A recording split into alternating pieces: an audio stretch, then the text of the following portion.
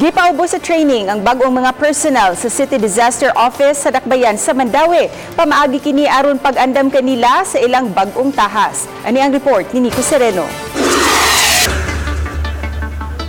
Gisugda na ang training ni ining 16 ka mga bagong personnel sa Mandaue CDRRMO.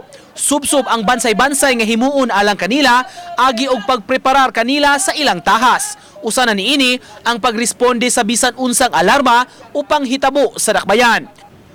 Sa session kaganiha, gipa-familiarize sila sa nagkadaiyang mga rescue equipments nga magamit sa ilang trabaho. Pag operasyon daw gabi, wala tayo suga, no? Isang gayo mag-operasyon ng gabi, wala tayo suga. Dapat na searchlight. Ato ni siya ginamintin, tanawag yung tanit sa'yo sa buntag, huwag nag-andar ba ni. Gikinahanglang mabansay una ang mga responders sa dili pa sila ibutang sa nagkalain-laing assignments. So, pangandam, ila-ila sa equipments. Then, amo ni siyang gina-maintain, sir, nga dapat among equipments is perming andam niya. In kaso og ni mga emergency or disaster, kanang dili siya mo fail. No? Dili siya mo fail kay kinabuhi ang among gisalbar. Hiligi ko ganahan kong makatabang sa tao kay naay feeling nga nindot sa imong buot ba nga nakinatabangan sa tao ug magamit sa nina ko para sa akong ginadawad-lang ako. And di man gina nato malihayan ang mga disgrasya. Sa pagkakaroon, may 43 ka existing personnel ang CDRRMO nga bahinon sa tagtulo ka shifts. Kuwang pakini sa target nga gidaghanon.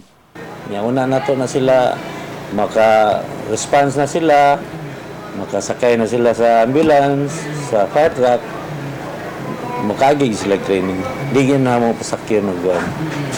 O makasakay man gani, they have to observe sa diligid nga ng responders.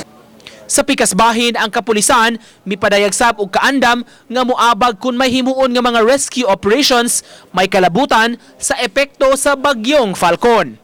In coordination kami ato ang action sa local area mo sa barangay case na naging mga worse ni ang ato Uban ni Clans Gabutin, Nico Sereno, Balitang Bisdak.